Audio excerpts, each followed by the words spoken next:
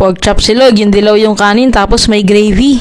Meron nga tayong pork chop dito, bali dalawa lang yan, tapos tinimplahan natin ng paminta at saka yung asin. Gagamit din tayo dito ng rice wine, nakakatulong nga to pampalambot ng karne, hindi mo na kailangan mag-marinate ng sobrang tagal. 2 tablespoon ng cornstarch, tapos haluin lang natin para naman lumasa talaga dito sa ating pork chop.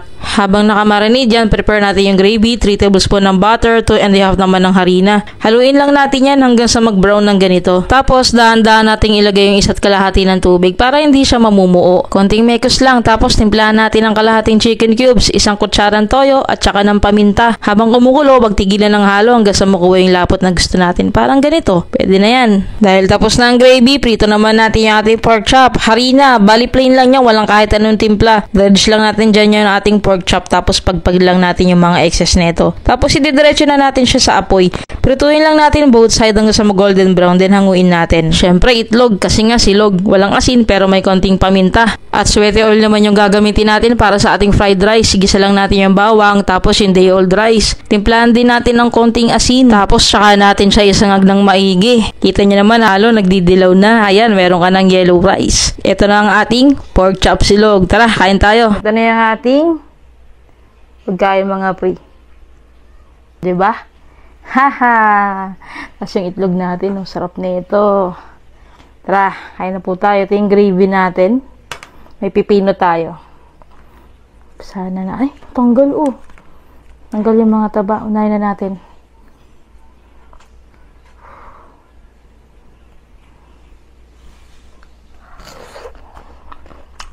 Mmm.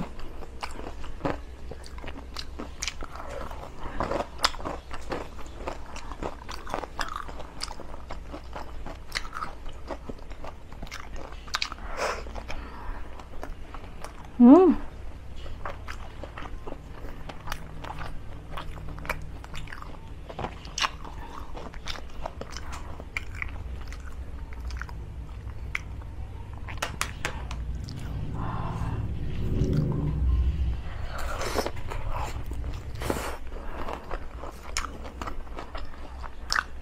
Lambot.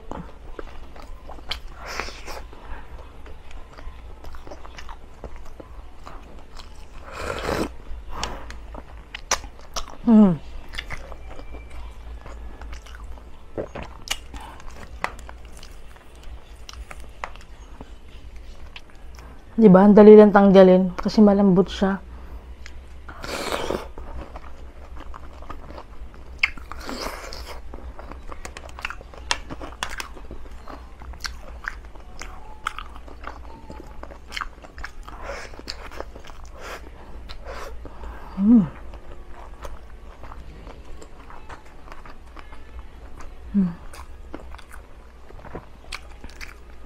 No.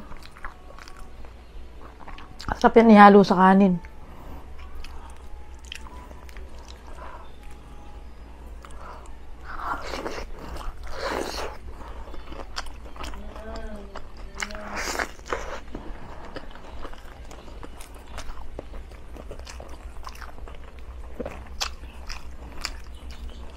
Diba? Dali lang niya tanggalin sa buto.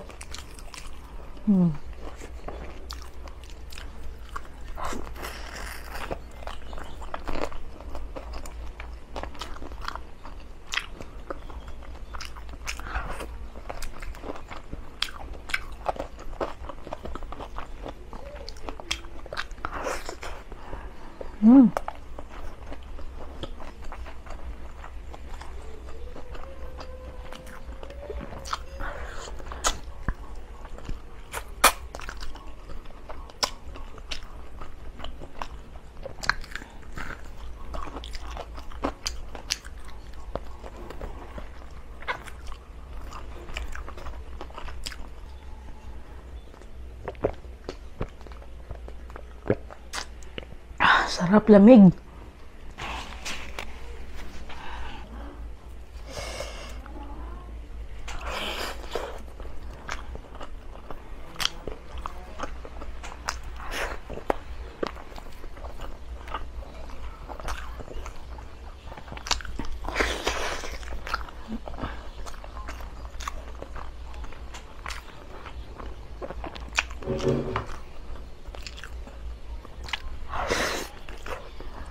Mm.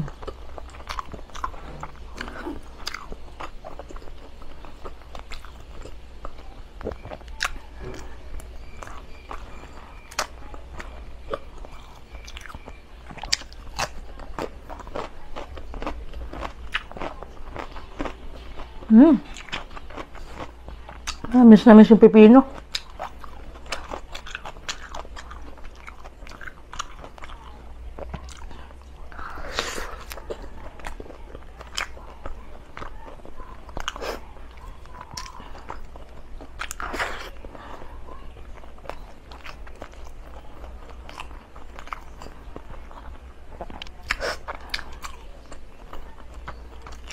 Taba.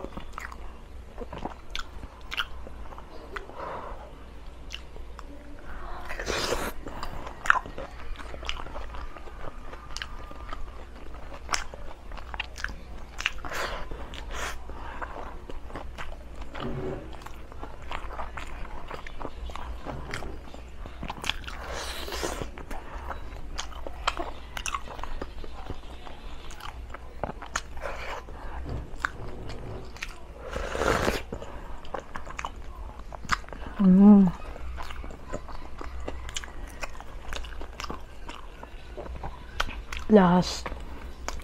Tanggalin na din natin siya sa buto. Diba, tulak-tulak lang eh, no? Tatanggal na, oh. Panis.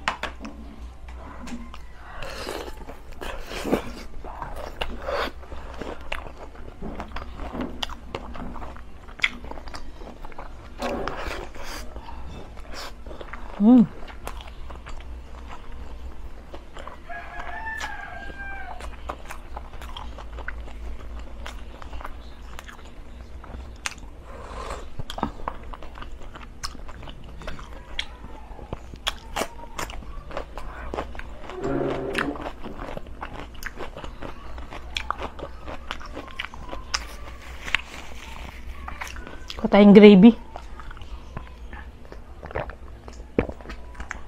Kumuha na tayong gravy. Tara.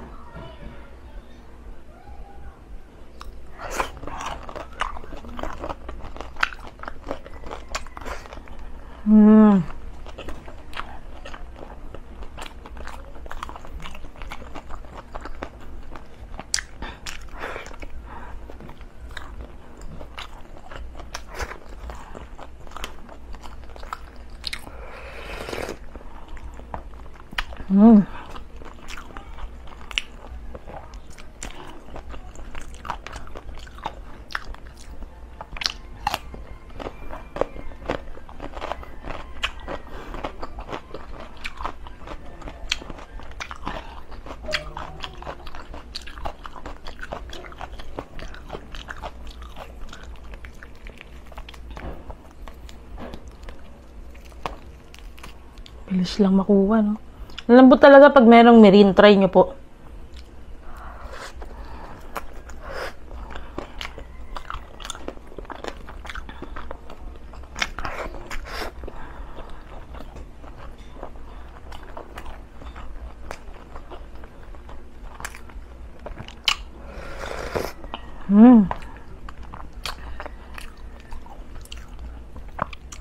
Partida pork chop yan, di ba?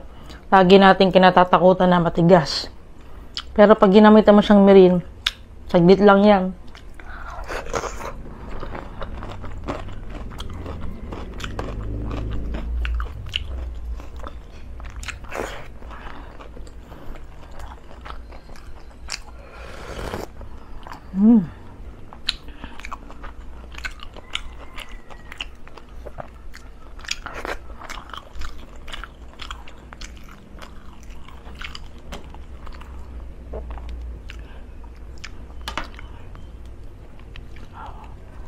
Hoop.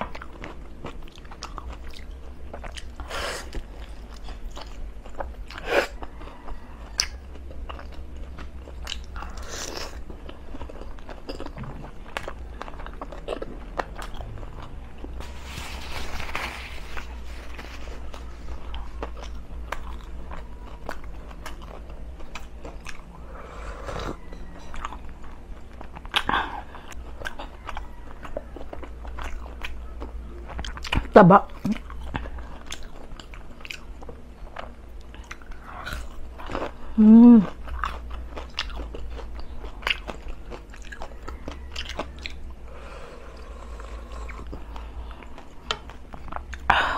Ilang mga kabsat, sana nagustuhan niyo po yung niluto natin ngayon. Grabe, diba? Parang medyo sumusyal yung ating pork chop silog kasi may gravy tas dilaw yung kanin. Pero simple lang siya. Maraming thank you po at subscribe niyo naman po ako. Hit yung notification bell. Mag-iwan na din po kayo ng comment. Follow niyo po sa aking Facebook page ha. Tapos sa ating TikTok yun lamang. See you again sa next video.